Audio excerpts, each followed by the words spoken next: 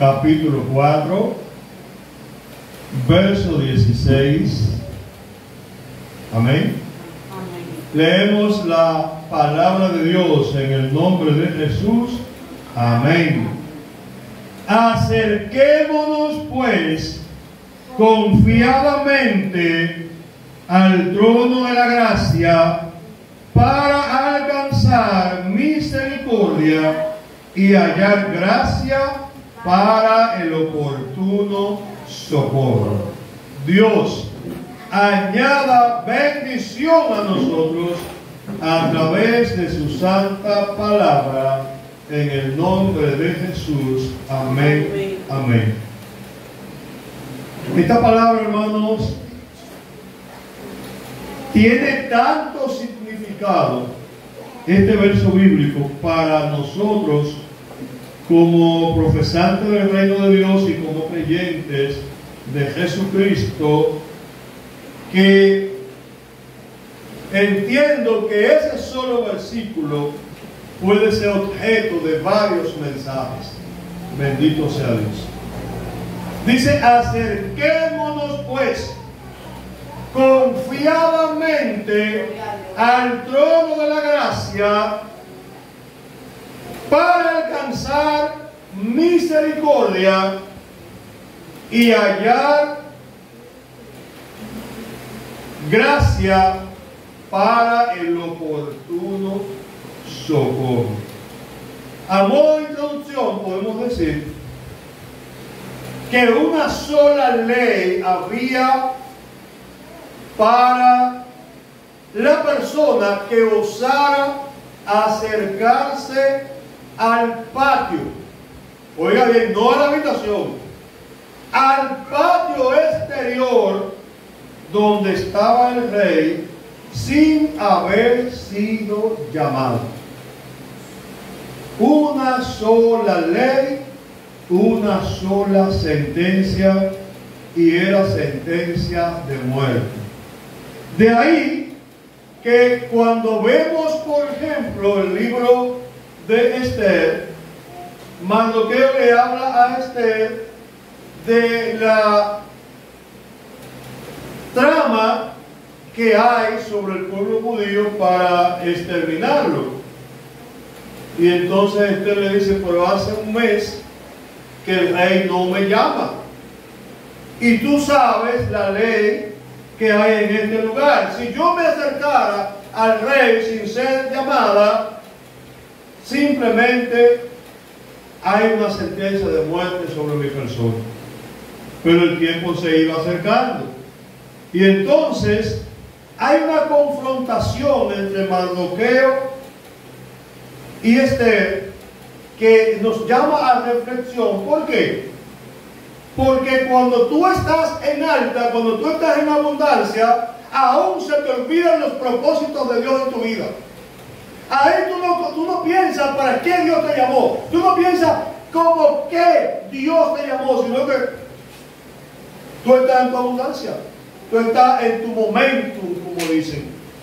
Y eso quizás porque Esther era un ser humano, igual que todos nosotros. Quizás el ella verse coronada como reina, con esa servidumbre, con toda esta holgura, ella se le olvidó un poquito de dónde ella venía y para qué Dios la había colocado a ella en el palacio, que justamente era para salvaguardar al pueblo judío. Entonces Mardoqueo le dice: para eso te trajo Dios a este lugar, no para que tú disfrutes todo lo que hay en el reino, aunque eso es parte, pero fue para salvaguardar a tu pueblo. Así que no te olvides que Dios, si lo va a hacer contigo o sin ti, pero sería mejor que lo haga contigo. Amén. Y entonces Esther dice: bueno, no hay de otra, voy para allá, si a muerte, pero voy. Y osó entrar al patio exterior, desde donde se veía el aposento del rey, y no había sido llamada, lógicamente. Entonces los soldados inmediatamente se activaron, aprécienla. Y el rey dijo, un momento, no la toquen. Y entonces extendió el cetro. Esther tocó el cetro y penetró a la habitación del rey. El cetro está extendido. El cetro está extendido. Así que tócalo y ven al trono de la gracia de Dios confiadamente. ¿Para qué? Para que halles el oportuno socorro. El cetro está extendido. Descomponiendo este texto bíblico, yo tratando en mi humanidad, ¿verdad? Ahorita hablaba Giovanni de la humanidad y yo hablaba la semana pasada del humanismo y cómo el humanismo daña la obra de Dios y daña la iglesia. Pero no podemos olvidarnos nosotros de que yo no soy un ser humano. Todos nosotros lo que somos seres humanos. Y a veces se nos dificulta entender lo que Dios nos está diciendo. Por varias razones. Primero, leemos la Biblia con un interés preconcebido. Es decir, cuando yo quiero que Dios me dé algo, yo digo, déjame buscar un texto bíblico que comprometa a Dios para que Dios me dé eso que yo le estoy pidiendo. Y entonces busco, no, que tú me llamaste con una promesa y tú tienes que poner tu promesa por obra. Como tú dijiste, así tú tienes que hacerlo, Señor, cumple tu palabra. Y yo vengo de una manera interesada, pero no leo la Biblia completa, quizás no leo un capítulo, quizás no leo un libro completo, quizás no me intereso mucho en escudriñar las Escrituras. Y Jesús dijo a los discípulos, si yo les estoy hablando cosas terrenales y ustedes no entienden, ¿entenderán las celestiales? De ninguna manera. Es difícil entender lo que Dios nos está comunicando, porque hay un espacio entre Dios y nosotros. Dios está en el cielo, nosotros estamos en la tierra. Dios es espíritu, nosotros somos carne. ¿Cómo un espíritu y carne se pueden entender? Es muy difícil.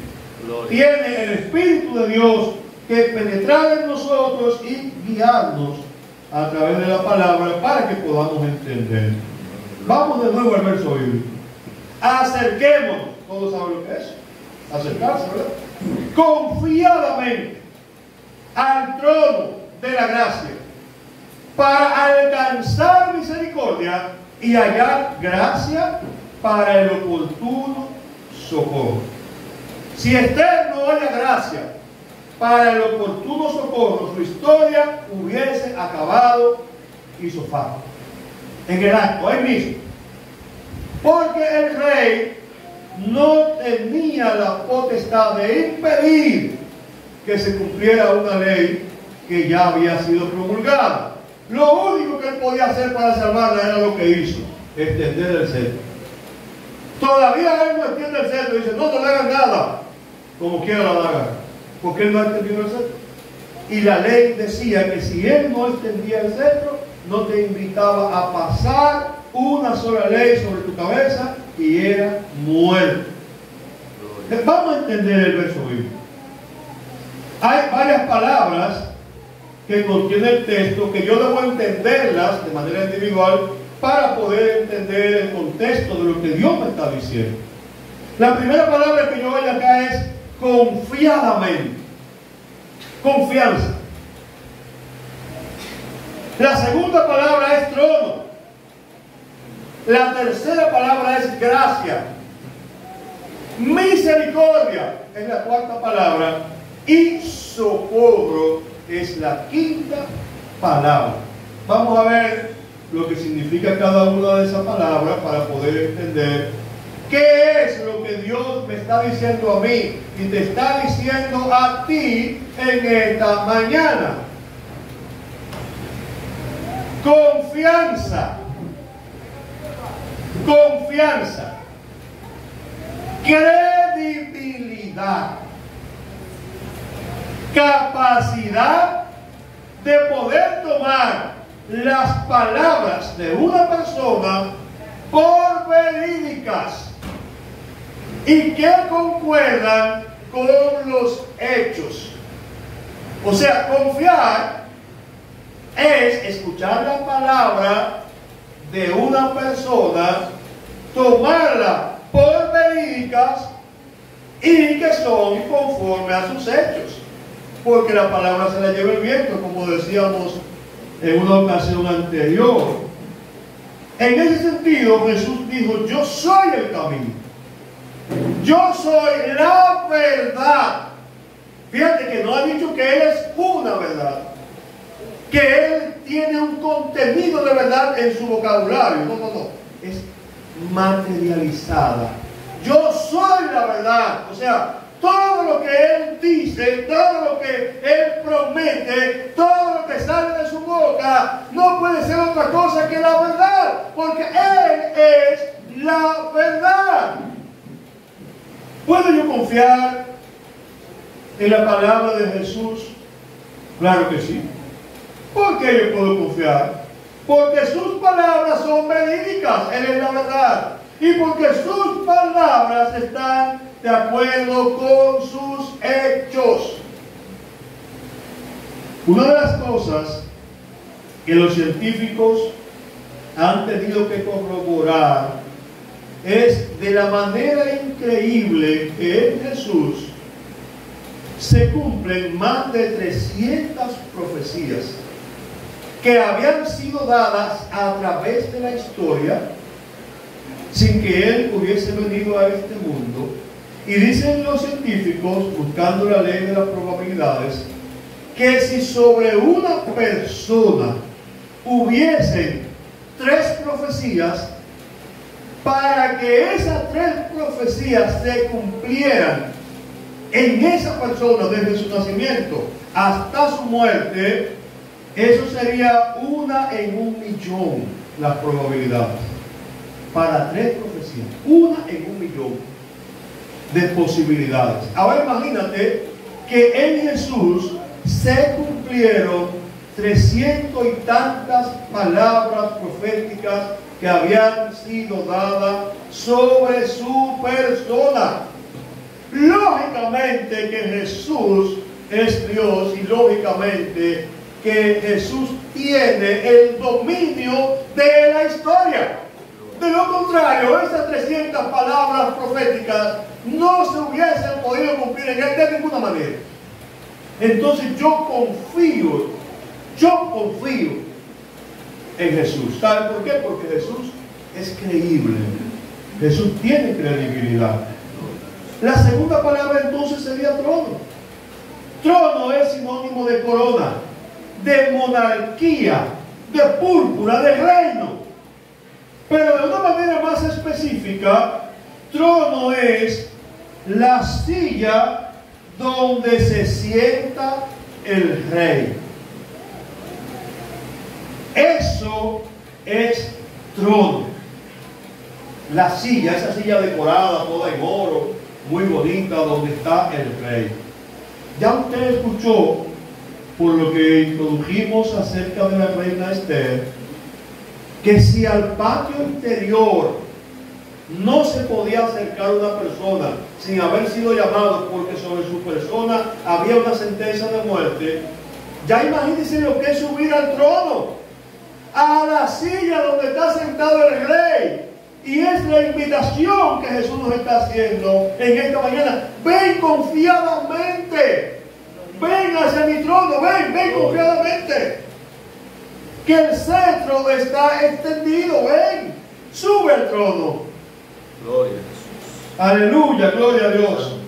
Gracia. No la casa el mono, ¿verdad? Ese es otro tipo de gracia.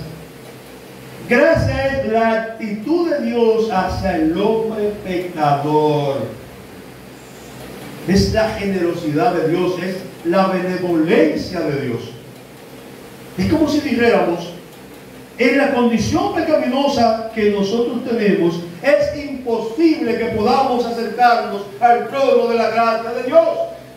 Es imposible, hermano. Es que nuestros pecados nos van a impedir que nos acerquemos.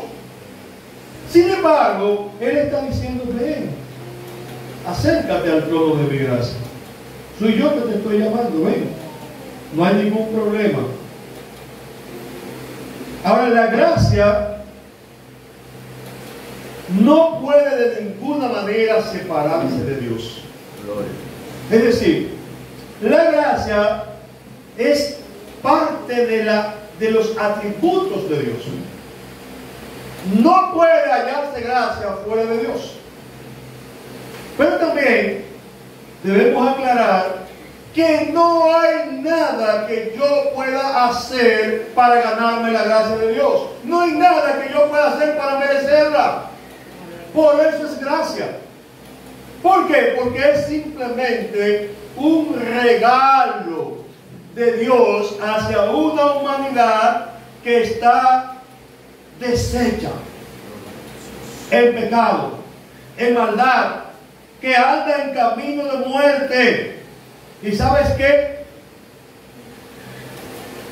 Hasta que Cristo venga o nosotros vayamos a Él, seguiremos caminando por camino de muerte. ¿Por qué? Porque el pecado está al acecho. El pecado permanentemente va a estar vigilándome a mí, vigilándote a ti, y nosotros somos una máquina que produce pecado. ¿Por qué? Porque tenemos algo dentro que se llama concupiscencia, algo que atrae al pecado. Es como si fuesen dos polos, un polo positivo y un negativo. ¿Qué hacen? Se atraen. ¿Por qué? ¿Por qué? Porque el reino que está dominando esta tierra es el reino de la oscuridad, hermanos. Es el reino de las tinieblas. Satanás está al frente. El Señor lo reprenda. Por eso debemos promulgar el reino de Dios, para que la gente se aperciba y el reino venga mucho más pronto. La siguiente palabra es misericordia.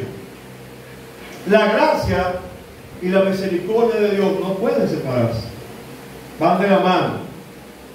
Decíamos que la gracia es la actitud de Dios hacia el hombre pecador, o la benevolencia de Dios.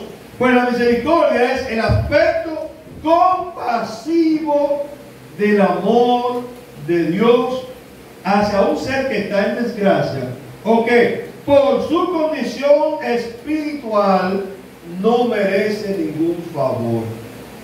Eso me conmueve a mí el alma. ¿Por qué?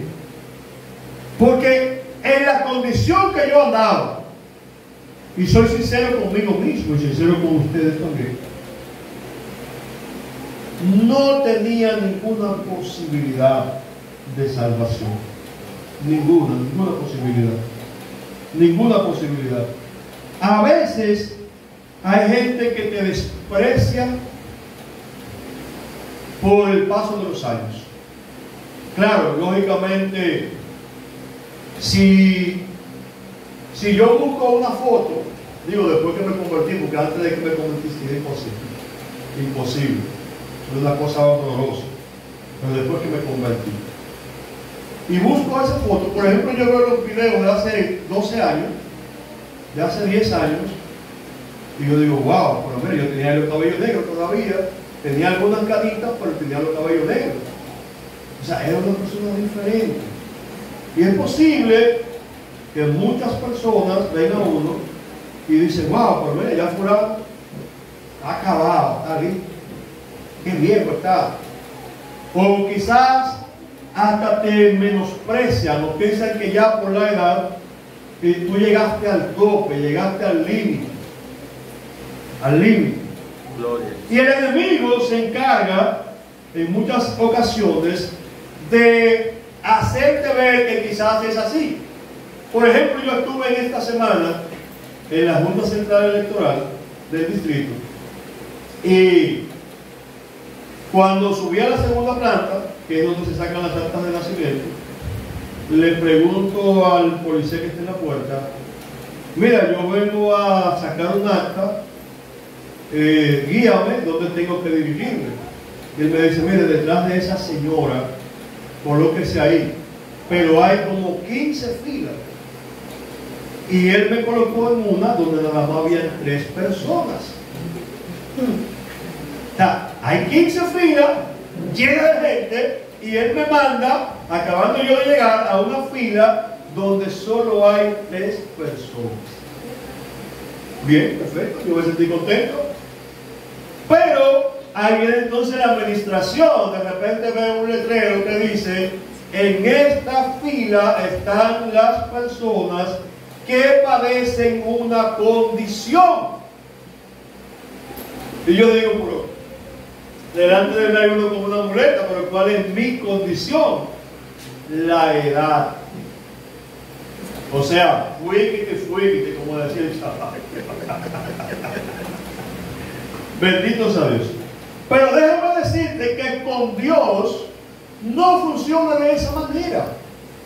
La misericordia de Dios es tan grande que el rey David decía: Padre, en uno de sus salmos, no te olvides de mí en la vejez, no me deseches en las canas. Y vemos en la historia de David que todavía era un anciano que prácticamente había perdido parte del juicio, porque ya no pensaba igual, lógicamente. Y le buscaron una doncella para que lo acurrucara, para que lo protegiera del frío. No que él iba a tener ningún tipo de relación de ninguna especie con esa doncella, porque ya era un ancianito. Pero aún en la ancianidad Dios hace provisión para nosotros. Aún en la ancianidad. ¿Por qué? Porque Dios es un Dios misericordioso. Un Dios que se compadece de nosotros, aunque nuestra condición no lo merezca, hermanos. A veces, a mí me da tanta pena cuando alguien se descarría. Porque es más fácil, hermano, es más fácil. Cuando una gente nunca ha sido cristiana, está en el mundo, como andaba yo, perdido y sin esperanza, y la gente me hablaba y yo lo insultaba, con otros me ponía a discutir acerca de la Biblia, porque conocía la Biblia. El hecho de que yo conozca la Biblia no quiere decir que yo me voy a salvar. El hecho de que yo conozca la Biblia no quiere decir que yo me voy a convertir. La Biblia yo puedo tomarla como un libro histórico, o como una epopeya, como dicen, comparada con la Ilíada y la Odisea, con el Quijote de la Mancha, o con cualquiera de esas obras literarias. Y yo puedo ver la Biblia simplemente como una obra literaria, que a mí no me digan nada, solamente que me relate hechos pasados y que quizás tenga algo de hechos que podrían esperarse a futuro, pero que a mí no me dan ninguna certeza, porque para mí es un libro lo que estoy leyendo. Cuando la palabra toma sentido para mí, cuando el Espíritu de Dios entra en mí, cuando Dios trata conmigo de una manera especial, y entonces viene la revelación de la palabra. Entonces, una persona que no se ha convertido encuentra más fácil el camino de la salvación que uno que estaba en el camino, que Dios lo usaba y que hoy está descarriado. Es el caso de un hermano que yo tengo que, wow, cuántas oraciones, cuántas cosas. Es la persona que me pidió que fuéramos a su lugar de trabajo, pero yo no creo en la magia de la oración. Es que no puede ser, es que hay algo, ahí sí funciona siembra y cosecha para mí, y es lo que tú siembras, eso tú lo vas a cosechar. Imagínate que yo voy a tu negocio, oro, toco el negocio con aceite por todas partes, declaro, pero de ahí tú te vas a un centro de hechicería, o te vas a un lugar a beber alcohol, o te vas a prostituirte por ahí. ¿Tendrá Dios compromiso con alguien que anda desordenadamente? No, porque es como el padre que premia al hijo desobediente. Si un hijo está en desobediencia y tú le das un premio, él va a entender que estar en desobediencia no implica nada para ti. Que a ti no te importa que él ande en desobediencia. Pero si tú tomas ciertas restricciones, entonces el hijo va a entender. Una de las cosas de que carece nuestra sociedad es de entendimiento. Por eso se dio un hecho que sorprendió a mucha gente, de un niño que prácticamente destruyó una casa.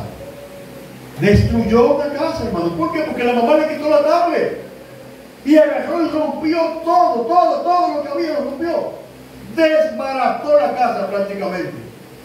Y comenzaron los comentarios, pero ¿cómo es posible que un niño pequeño haga eso? Ah, porque tú no lo pones a razonar, porque tú no lo llevas a pensar, porque tú cada vez que el niño está resabiando, está pataleando, la tablet a que se puye. Tiene un grito, dale la tablet, corre. Yo lo he visto eso, es bebé. Está llorando, dale la tablet, corre para que se empulle, o dale el celular. Van en un vehículo, la mamá y no le pasa el celular. Hasta lo dejan caer y a ella no le importa, porque ella contaba que el muchacho esté tranquilo. No importa. Ahora, después que tú lo envicias en el celular o en la tablet o en los medios de comunicación, viene tú y por una reflexión de que se lo quita y lo guarda. Por una semana no tiene celular. Imagínate que te lo quiten por una semana. No por una semana, por un día. ¿Qué tú harías? Ahora, el niño reacciona. ¿Por qué? Porque tú no le has dado a entender que ese celular o esa tablet simplemente es un medio, un objeto. Lo importante es él como persona. Tú tienes que cultivarle valores a ese niño. Amén. Entonces, si tú cada vez que él llora o extraña le da el celular, tú estás premiando una mala actitud. No te sientas sorprendida luego si él rompe todo porque tú no le das el celular, porque cada vez que le hace algo malo, el premio es darle el celular. Entonces, ¿qué haría él? Oye, uno es tan inteligente como el niño, y todos pasamos por ahí. Todavía tengo alguna memoria de cuando yo era niño, que uno sabía cuando el papá te iba a dar seguro o cuando no te iba a dar. ¿Qué hacemos nosotros? Cuando yo estaba seguro, y se esa no me la perdona nadie, esa no me la salva nadie. Me ponía 3 pantalones. Cuando me ponía cartón aquí atrás, cuando venía de correazo, y salía corriendo. Y por allá me dio un buen y dice, me dio los pantalones, me dio el pantalón. Pero tú sabes cuando te la van a perdonar, porque psicológicamente tú conoces papá y tú conoces mamá. ¿Qué? ¿Dónde está? No, te estás riendo. Ah, no me va a dar. Ya me perdonó. Olvídate de eso. La sociedad está fuera de valores. Y Dios, que es un Padre perfecto, que no va a cometer los errores que cometemos nosotros como padres, de premiar la desobediencia nuestra, porque para Dios es más importante nuestra salvación que todo lo que hay en el universo. Todo lo que hay en el universo Él lo hizo por la palabra. Él lo puede volver a hacer, y de hecho lo va a volver a hacer, lo va a restaurar, lo va a rehacer. Por eso el reino de Dios. Entonces, esa persona que anda descarriada por ahí, menospreciándose a sí misma, pataleando, haciendo muchísimas cosas, a veces lo que hace el enemigo es que lo catapulta y lo pone mucho más en alto para que piensen que lo que están haciendo lo están haciendo bien, porque es lo que quiere que se pierdan. Amén. Entonces, el hermano, vamos a orar, vamos a orar, pero yo te quiero ver a ti orando. No que tú me veas a mí orando, no yo ir y orar por ti. Y que tú ores, que tú vuelvas a tu reposo, que tú vuelvas a la relación con tu Padre. La última palabra que nos queda es socorro. Nosotros sabemos lo que es esa palabra, ¿verdad? Auxilio, socorro, cuando uno está orando. Casi siempre lo que le viene a uno es eso, a la memoria. Cuando alguien está orando, auxilio, socorro. O cuando una casa está corriendo fuego, pero no. Socorro, oye, increíble, me sorprendió. Es la porción del salario que se anticipa a cuenta del salario que se ha de devengar. O sea, cuando la Biblia está diciendo que vengamos a Dios confiadamente para que hallemos el oportuno socorro, lo que está diciendo es que lo que Dios nos va a dar a nosotros es un anticipo de lo que viene cuando Él establezca el reino, cuando Él va a restaurar todas las cosas. De ahí, por ejemplo, lo que Jesús hacía, que la gente no lo comprende. No, Jesús sana, hermano. Jesús sana, sí, pero ¿por qué Jesús sanaba? Porque Jesús sanaba. Un anticipo, un socorro, para que nosotros veamos que en el reino todas las enfermedades van a ser sanadas por Él, que no habrá maldición, que no habrá pecado, que todo será bien. Entonces, ahora sí podemos entender mejor el texto bíblico. Acerquémonos pues confiadamente al trono de la gracia para alcanzar misericordia y hallar gracia para el oportuno socorro. Te voy a leer solamente 2 textos bíblicos y lo dejamos hasta ahí. Proverbios capítulo 1 verso 33 dice: el que me oyere, ¿entiendes? El que me oyere habitará confiadamente y vivirá tranquilo sin temor del mal.